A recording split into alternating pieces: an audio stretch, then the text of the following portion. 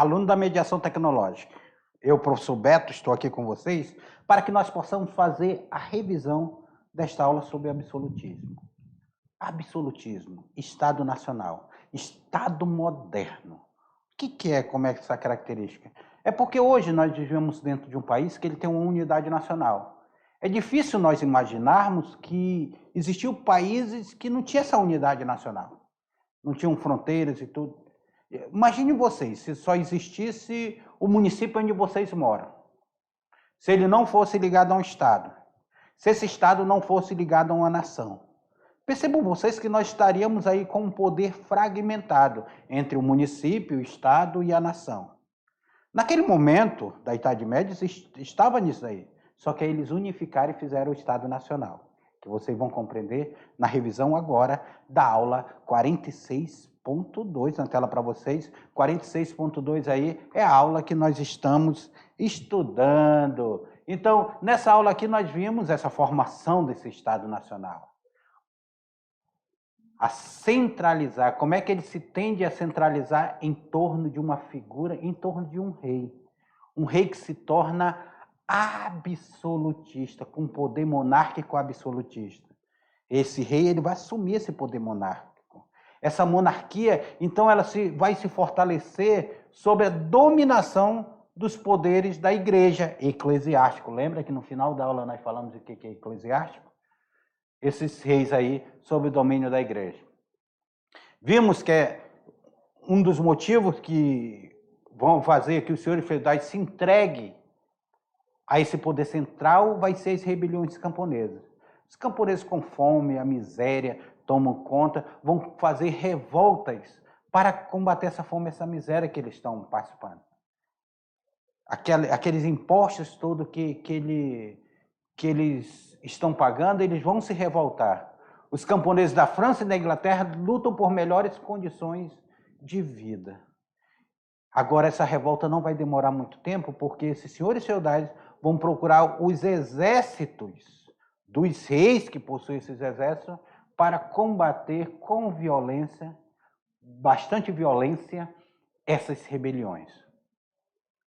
Essas características, quais são as características do Estado Nacional? É bom vocês observarem que o Estado Nacional, esse Estado absolutista, ele tem uma característica formada. Ele tem uma delimitação de fronteiras. As fronteiras são delimitadas. Olha aqui a fronteira da França, aqui a fronteira da Inglaterra. Ele tem uma moeda única. Ele tem uma unificação de impostos. Ele tem uma formação de um exército nacional, uma centralização de poderes e o privilégio da nobreza que não termina. Não para por aí o privilégio da nobreza. Continua tendo o privilégio. É definido pesos e medidas unificados e a justiça real também é uma outra característica. Nessa aula nós podemos conhecer alguns reis. Os reis como Henrique VIII, que governou a Inglaterra, ainda no século XVII. A sua filha, Elizabeth I, que também foi rainha da Inglaterra. Nós vimos a unificação da Espanha com Fernando e Isabel, Fernando de Aragão e Isabel do Reino de Castela, vão se juntar em matrimônio e eles vão governar a Espanha no século XVI. Aí vai ser mais... essa estrutura dele vão ser bem fortalecida. Nós temos Luís XIV, conhecido como Rei Sol. O Rei Sol, ele vai pegar do século XVII até o iniciozinho do século XVIII ali. O início do século XVIII. Depois vai ser governado pelo seu rei, pelo seu neto, até que seu neto vai sofrer com a Revolução Francesa e vai tomar o poder. Então, esses foram os assuntos trabalhados com vocês nessa aula. Façam a atividade de vocês, que a gente já volta para corrigir e discutir melhor. Até daqui a pouquinho.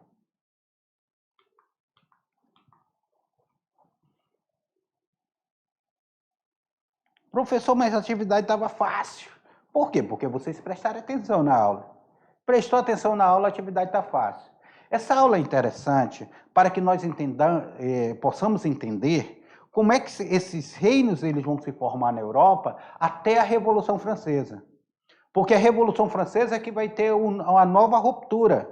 A Revolução Francesa, no século XVIII, final do século XVIII ali, é que vai ter uma nova ruptura, um novo contexto dessa Revolução Francesa que vai derrubar o rei absolutista.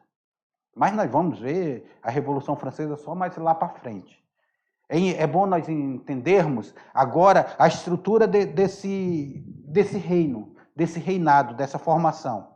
Revolução Francesa, acho que nós só vamos trabalhar no terceiro ano com vocês. Ou no segundo ano. No segundo ano nós vamos trabalhar a Revolução Francesa com vocês. Então, como é que se dá essa estrutura desse rei absolutista, desse rei que ele vai centralizar o poder em suas mãos, de uma Europa fragmentada, de uma Europa politicamente tipo uma coxa de retalho, e esse rei ele vai centralizar. Vai tirar um pouco o poder da igreja. Lembra que quando nós falamos da pirâmide social da Idade Média, quem aparece lá em cima com poder centralizado é a igreja. Depois vem os senhores feudais. O rei é uma figura, é figurativo. O rei é um grande senhor feudal. Mas a igreja ela tinha um poder centralizado, agora não. Agora, meu amigo, agora quem está lá no topo desse regime vão ser os reis. Os reis vão estar centralizados lá com todo o poder, dizer, olha, sai para lá a igreja vai estar ali. O clero vai estar ali na segunda base. Mas agora quem tem um poder centralizado é o rei. O rei ele é um absolutista. O rei ele é quem tem importância. Então, essa aula, vocês vão ver agora na correção da atividade, a gente vai discutindo mais sobre ela. Na tela para vocês aí, para nós irmos para a nossa primeira questão. Por volta do século XVI, associa-se a formação das monarquias nacionais europeias. Então, o que associa isso daí? A demanda de protecionismo por parte da burguesia mercantil emergente e a circulação de um ideário político absolutista? Será que era esse protecionismo da burguesia mercantil? A burguesia está surgindo, ela está começando a aparecer. Mas será que é essa demanda de protecionismo? Ou seria a letra B? A afirmação política e econômica da aristocracia feudal e a sustentação da ideologia liberal para a centralização do Estado. E aí, seria essa daí?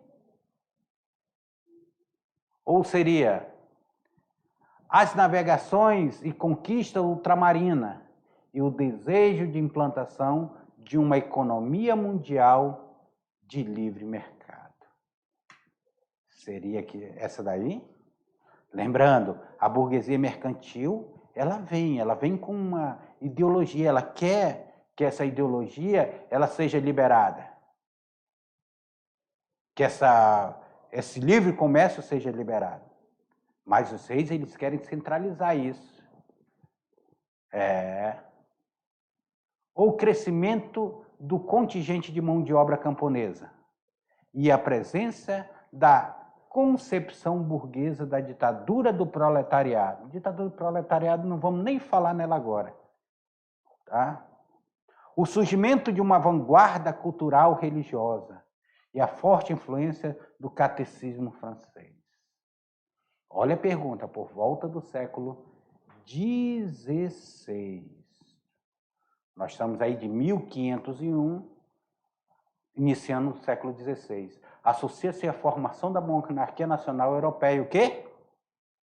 A afirmação política e econômica da aristocracia feudal. A aristocracia feudal, ela se afirma dentro de uma política econômica. E a sustentação ideológica liberal para a centralização do Estado. Ok? Então, é a letra B. Vamos para a segunda. Os estados nacionais português e espanhol, Portugal e Espanha também formaram Estado Nacional. Só se consolidaram efetivamente a partir do século XV. A formação desses dois estados, que se localizaram na Península Ibérica, lembrando, eu já falei várias vezes para vocês o que é uma península, cercada de água por 3 lados e um lado ligado ao continente. E no final ali da Europa nós temos a Península Ibérica, formada ali por Portugal e Espanha, é formada ali. Então, nós temos ali naquela região Portugal e Espanha formando essa Península Ibérica. Está relacionado diretamente à aliança com os holandeses, que venderam os seus domínios para ambos os estados, ao acordo com o Califado de Córdoba, que cedeu territórios para a criação desses estados, ou a expulsão dos muçulmanos da Península Ibérica, ao acordo com o Império Romano, que até então dominava a região, ou a reforma protestante que mudou completamente os hábitos religiosos da Península Ibérica. Portugal e Espanha. Em aulas passadas, eu não lembro o número da aula, mas nós falamos sobre o reino dos califados, o reinado dos califados. Nós falamos sobre a expansão do Islã, do islamismo, lembra? Nós falamos os árabes que falavam, árabes e que tinham a religião, o Islã. Vários países da África, da Ásia, se tornaram islâmicos. E esse Islã que vai se expandir no norte da África, ele vai tomar também o sul da Europa. E entre o sul da Europa está a Península Ibérica, tomada pelo Califado. Os espanhóis e os portugueses, nós vamos ter aí as guerras de reconquista e tudo, essa guerra de reconquista que os espanhóis vão passar, eles vão estar em confronto direto com os mouros, os árabes, chamados de mouros também. E essa reconquista vai fazer essa unificação da Espanha, Isabel de Castela, Fernando de Aragão, vão fazer essa unificação. É por isso que Portugal, unificado, se fortalecendo em um país, com a escola de Sagres, e a Espanha também unificada, eles vão buscar novas rotas comerciais para chegar às Índias. É aí que começa o processo de grandes navegações entre Portugal e Espanha. Então, a questão correta dessa número 2 aí é a letra C. A expulsão dos muçulmanos da Península Ibérica. Eles que estavam tomando conta da Península Ibérica vão ser expulsos. É por isso que as monarquias nacionais portuguesas e espanholas só se consolidam a partir desse século XV. Esses 2 estados nacionais da Península Ibérica. E os caras vão sair para conquistar o mundo. Conquistar o mundo. Vamos lá. Terceira. O trono real não é o trono de um homem, mas o trono do próprio Deus. Meu Deus do céu. O trono real, então, não é de um homem, é do próprio Deus. Os reis são deuses. A partir, de alguma maneira, da independência divina. Participam, de alguma maneira, da independência divina. Jacques Bossuet. Jacques Bossuet é um filósofo que ele defendia que o poder emanava de Deus. Essa afirmação de Bossuet refere-se a qual contexto? Do século XII, na França, a qual ocorreu uma profunda ruptura entre a Igreja e o Estado pelo fato do Papa almejar o exercício do poder monárquico por ser representante de Deus? Não, gente, ele já está muito além do século XII. Do século X,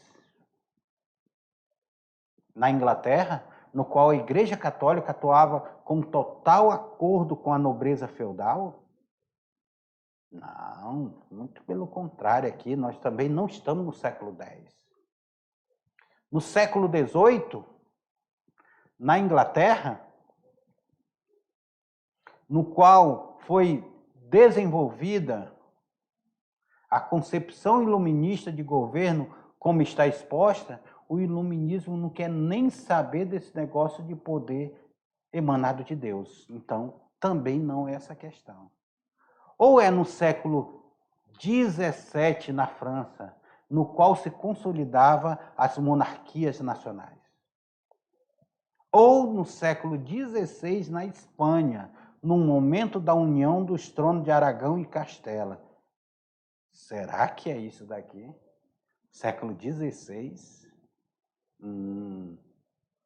Sei não. Jacques Bossuet, ele fala desse poder divino. Ele dizia que o rei absolutista era a figura representativa de um poder emanado diretamente de Deus. Então não tinha intermediário para esse poder. Esse poder era um poder divino, emanado diretamente de Deus. Então ele fala de quê? Na tela para vocês. Ele está falando do século XVII, na França, no qual consolidava-se as monarquias nacionais. Então ele está representando, se referindo à França e às monarquias nacionais. Vamos para a quarta. A quarta ela fala o seguinte: Luís XIV da França, lembra o Rei Sol? É ele mesmo. Foi considerado um modelo de monarquia absolutista. Sua expressão: o Estado sou eu, traduz uma premissa básica da formação do Estado moderno, que é, letra A, o rei como aquele que não intervém no Estado. Letra B, o rei como o primeiro cidadão do Estado. Letra C, o rei como aquele que apenas simbolicamente tem um poder político. Letra D, a generosidade do monarca para com seus súditos.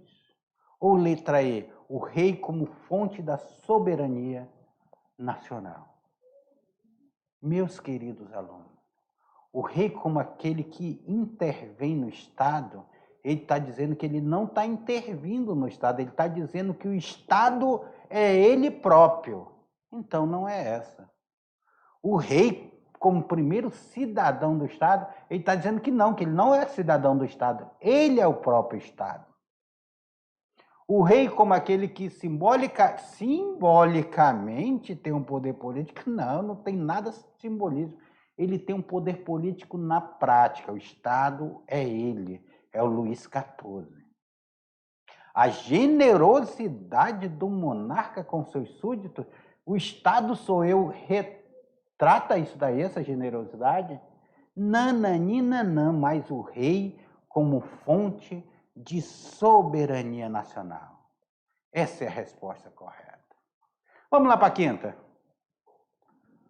Qual o nome do rei britânico que foi neto do monarca francês Felipe o Belo, que, aproveitando da situação, que queria unificar a coroa inglesa e francesa? Lembra lá? Morre um, morre outro, aí eles querendo unificar a coroa, querendo pegar todo o poder. De que rei nós estamos falando? Quem é esse monarca que nós estamos falando? Dá uma olhada lá no texto de vocês, dá uma olhada lá no slide de vocês, porque nós estamos falando dele. Olha aí. Estamos falando de Eduardo III. Pois é, meus alunos. E essa foi mais uma aula de história, onde nós tratamos sobre o Estado absolutista, sobre o Estado monárquico, sobre o Estado centralizado na mão de um rei, sobre os senhores feudais agora procurando proteção no rei. Nossa aula termina por aqui, mas eu aguardo vocês na nossa próxima aula.